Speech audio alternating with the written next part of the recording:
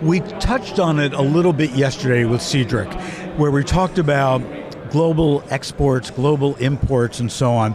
And a year ago, Matt Lantz and I spoke again about what are those opportunities for exports. I understand you've got a panel today that's going to address that. Certainly with everything that we're seeing on Brexit, China, Mexico, tariffs. I mean, your head has got it. Well, my head is spinning. Your head probably isn't because you understand it all. Well, it's spinning as well. Yeah. But give us the update. Where are we today? Where do you think we're going to be? And what are the opportunities for export for the U.S.? I've read a lot about how the Brexit situation is really going to open up opportunities for U.S. potato growers. I don't know if that's true or not. But give us the 101 of what everybody needs to know that's going on globally as it relates to potatoes today. Sure. So there are several angles to that. Let's start with fresh potato opportunities for U.S. exporters. We don't traditionally export much to the European Union as they have a lot of their own potatoes.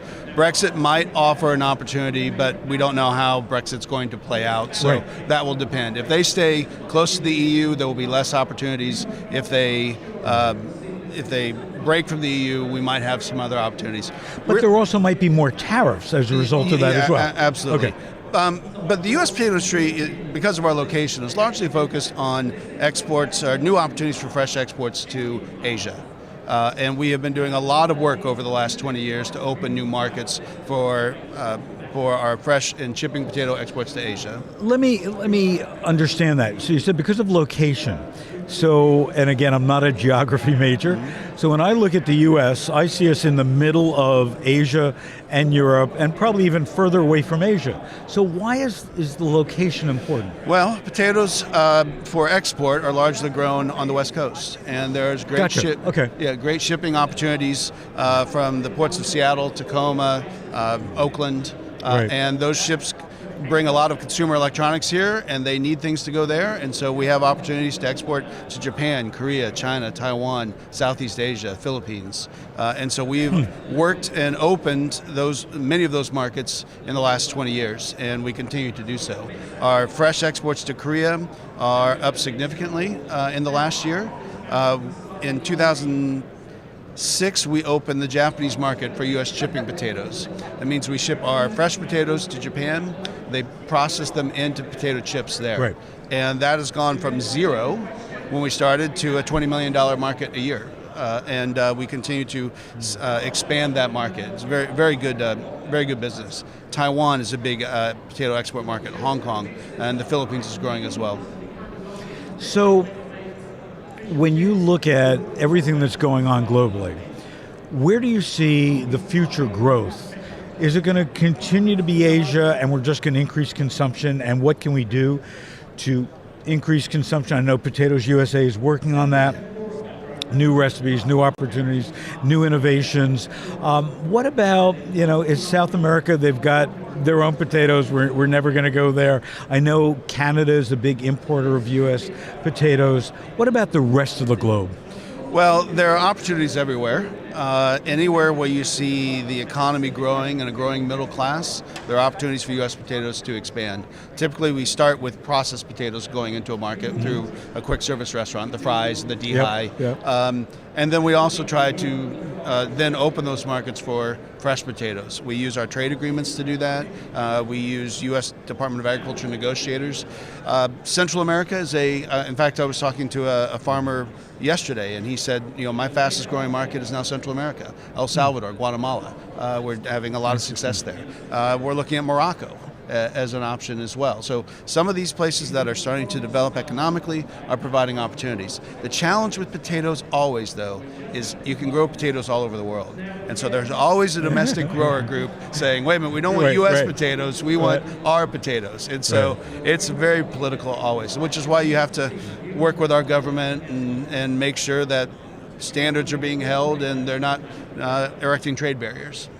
So for a potato farmer, or a processor, is it more profitable and more beneficial to do the fresh potatoes or fries or processed potatoes?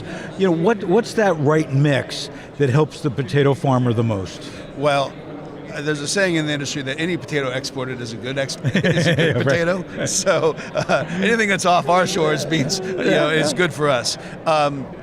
For the potato grower himself, it depends what you grow. There are many growers who grow for processing. So they have contracts and they grow to make for French fries or dehydrated potatoes. Obviously, the exports are good for them.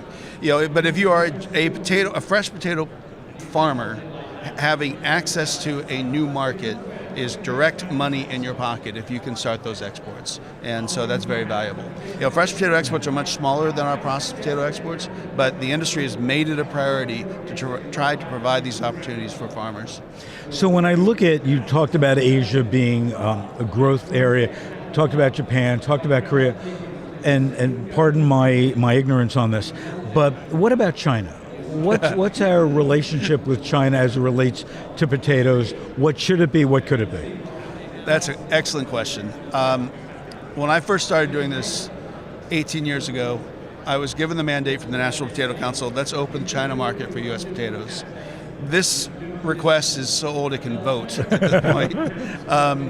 We have been trying to open the Chinese market for 18 years, and it is very politically driven. China operates in a very zero-sum game. Right. We will give you potatoes if you give us X. Yeah. And the challenge we've had with China is that X always changes. So we didn't want that, now we want this.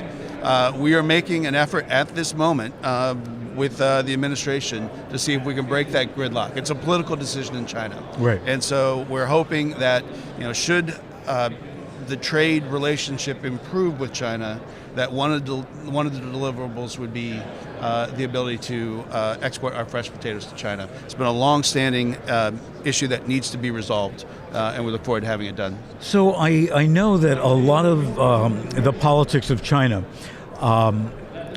when it comes to food, is really having joint ownership, a company having joint ownership with the Chinese government. Right. Whether it's 50-50 or 10-90, whatever else.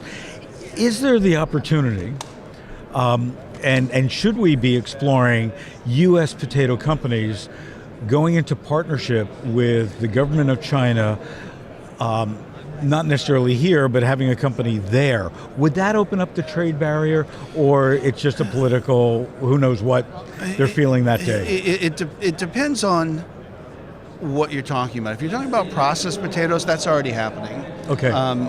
China is producing some of their own French fries now because there are factories, processed potato factories in China at the moment. And some of our companies have opened there. But using Chinese potatoes versus Yes. U.S. Yeah. And that's part of, I don't know, but I assume that's part of the. You're in China. We expect you to do this. Yes, I don't have any. Yep. Yeah, I don't have any direct knowledge of that, but I just assume. Yeah. On the fresh side, you can ship a fresh potato. You don't need a company in China, but we need importers. And really, when we've opened new fresh markets, a lot of times that starts with a potato chip company. So a potato chip company is looking for higher quality potatoes, and we grow very high quality potatoes. Are our potatoes higher quality than those in Asia? They're different qualities, but yes, we have very high quality potatoes that people like. Okay. Yes. And it depends on the market. I mean, there are some markets that have very good potatoes, but some are trying to get better potatoes. If you ever for the mainstream, ours is going to be high. Go to China and open a bag of potato chips and see what you find. I think they're going to like our potatoes. Yeah. And so often our market access is driven by that first. Let's get we want your potatoes in. Because it will improve our product and we'll expand our company as a result. And then we also from there go to the table stock, the fresh potato. And the people who want that are the steakhouses in Beijing or in Tokyo, or because if you can't get a good baked potato with a steak, it's a very different experience. Right. So that's what we do there. Well, Matt, thank you again. Thank you for all your hard work. Thank you. And hopefully when we meet here next year, you will have broken down the wall in China, and there will be We'll have a new market importing, access agreement. the U.S. Yeah. Don't forget, you can ask me, and I'll say Well, thank you so much. Stay tuned. We're going to be right back with more right here live on the show floor at the Potato Expo in the Austin Convention Center.